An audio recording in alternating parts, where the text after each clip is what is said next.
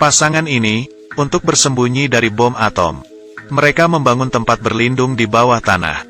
Rumah mereka di tanah meledak tepat setelah mereka berdua masuk. Tampaknya serangan bom nuklir benar-benar terjadi. Untuk menghindari radiasi nuklir, suaminya adalah seorang ilmuwan. Bawa semua orang ke ruang aman di mana dia sudah mengatur waktunya. Setelah 35 tahun, pintu baru bisa dibuka. Tetapi mereka tidak tahu bahwa ledakan itu bukan nuklir, tetapi kecelakaan pesawat. Istrinya sedang hamil. Setelah itu, dia memberi nama anaknya Adam. Jadi seperti ini Adam dilahirkan dan dibesarkan di area terlarang. Ada banyak utilitas di tempat penampungan ini. Selain kebutuhan untuk keperluan sehari-hari yang cukup untuk 35 tahun. Bahkan dilengkapi dengan ekosistem yang menarik. Untuk kegiatan santai mereka bisa memancing, menanam. Sang istri bahkan bisa berbelanja di gudang. Mereka berdoa bersama sebelum makan. Bersama-sama menonton film setelah makan malam. Meskipun mereka tinggal di bawah tanah dan terisolasi dengan dunia luar.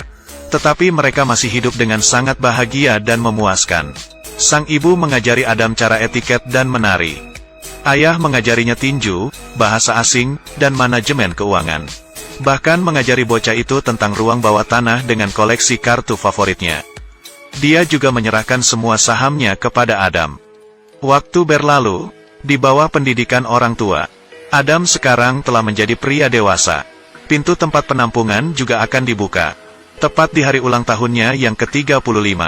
Ibu membuat kue ulang tahun untuk Adam dengan sisa bahan. Mereka juga menyiapkan hadiah untuknya. Ayah memberinya sepasang ski air buatan sendiri. Ibu memberinya jaket kulit rajutan sendiri. Adam menutup matanya dan mengucapkan doa untuk ulang tahunnya. Dia berharap bisa menemukan seorang istri. Hari untuk membuka pintu penampungan akhirnya tiba. Mereka semua sangat gembira, menunggu momen untuk melihat matahari lagi. Setelah membuka pintu, Bapak keluar untuk mengecek dulu. Dia memakai baju terusan pelindung untuk pergi keluar dan menyelidiki.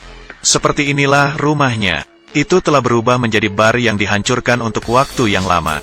Melihat ayah berjalan keluar dari tanah dalam kabut. Pemilik bar mengira dia adalah dewa yang turun ke bumi. Dia pingsan. Setelah 35 tahun. Lingkungan mewah sebelumnya telah menjadi bobrok sekarang. Ayah membersihkan beberapa sampah di jalan. Kemudian dia dikejutkan oleh seorang gay yang mengenakan pakaian wanita. Dia segera lari kembali ke tempat penampungan. Memberitahu istri dan Adam tentang situasi mengerikan di luar.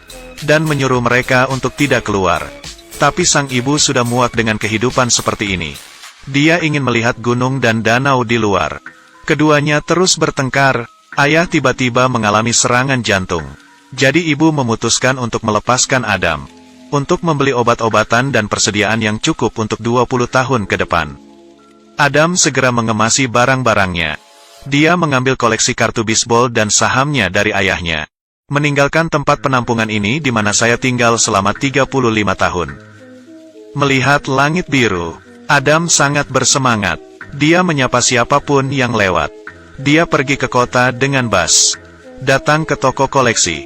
Dia ingin menjual koleksi kartu dasar yang diberikan ayah kepadanya dengan imbalan sejumlah uang untuk dibelanjakan. Bos melihat koleksi kartu bisbol White Owl yang lama. Dia langsung tertegun.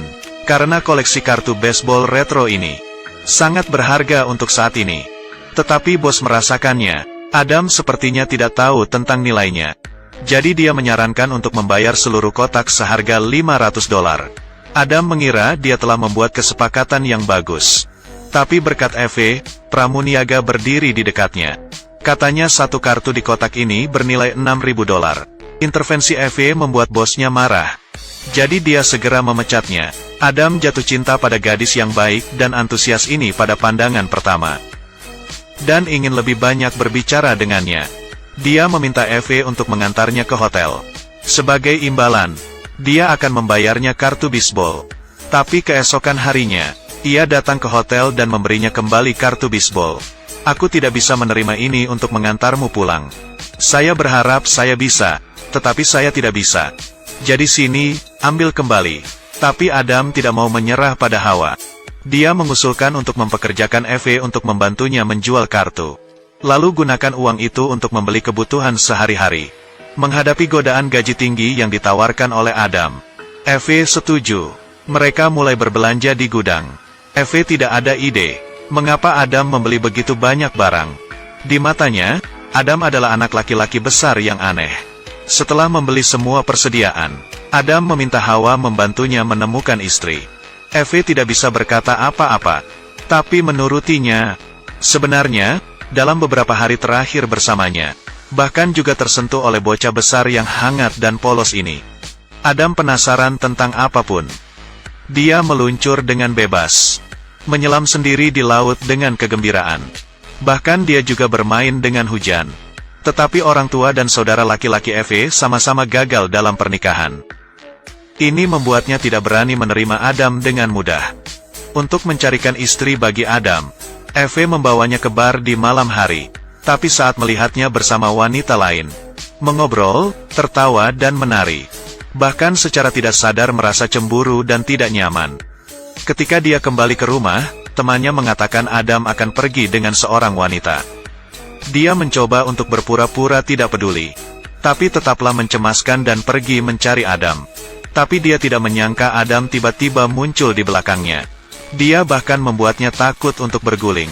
Setelah masuk ke dalam, Adam dengan hati-hati membersihkan luka untuk Eve.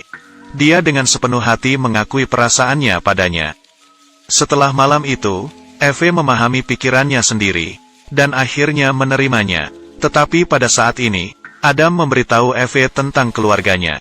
Ketika bom atom meledak di Los Angeles pada tahun 1962, orang tua saya pergi ke tempat penampungan bawah tanah. Itu juga tempat saya lahir. Saya ingin membawamu ke sana. Pergi ke tempat penampungan bawah tanah. Setelah mendengar apa yang dikatakan Adam, hanya memiliki satu pikiran. Dia sudah gila. Jadi dia cepat dan mengucapkan selamat tinggal pada Adam. Keesokan harinya, Adam dan temannya pergi. Menemukan pintu masuk rumahnya secara tidak sengaja. Dia pergi ke rumah Eve dengan senang hati. Ingin memberitahunya tentang kabar baik ini. Tapi Evan telah membawa psikiater. Mereka ingin membawa Adam untuk pemeriksaan. Adam lari dari mereka. Sebelum pergi, dia juga memberikan semua kartu bisbol yang tersisa kepada Eve. Adam akhirnya kembali ke rumah, bertemu dengan orang tuanya, dan dengan bantuan penjaga bar di atas, mengumpulkan orang untuk membantunya membawa persediaan yang dibeli dari gudang. Dan teman Eve juga ditemukan. Saham yang ditinggalkan Adam bernilai 10 juta uset, dan barang-barang yang digunakan Adam juga diproduksi 35 tahun yang lalu. Mereka mulai percaya, apa yang dikatakan Adam mungkin benar. Jadi mereka memutuskan untuk menemukan Adam. Tapi ini seperti menemukan jarum di tumpukan jerami. Keduanya tidak mendapat apa-apa dan merasa frustrasi. Eve dengan putus asa melihat orang-orang berjalan. Dia tidak tahu apakah dia bisa bertemu Adam lagi di masa depan. Dia merasa sangat sedih. Pada saat ini, Adam muncul di seberang jalan. Dia segera keluar dari mobil, memeluk dan menciumnya erat. Begitu saja, Adam membawa Eve ke tempat penampungan bawah tanah. Ibu menyambut Eve dengan hangat. Ayah, di sisi lain, diam-diam mengajari Adam beberapa pengetahuan yang diperlukan, agar orang tua lebih beradaptasi dengan kehidupan luar. Adam menukar beberapa saham dan kartu bisbol dengan uang, mulai berinvestasi di berbagai industri, dan membangun rumah besar di pinggiran. Sampai semuanya beres, dia membawa orang tuanya dari ruang bawah tanah ke rumah besar di pinggiran kota. Adam ingin memberi mereka waktu untuk beradaptasi dengan dunia luar. Dan sejujurnya tidak ada serangan bom nuklir sama sekali. Ibu senang melihat langit lagi.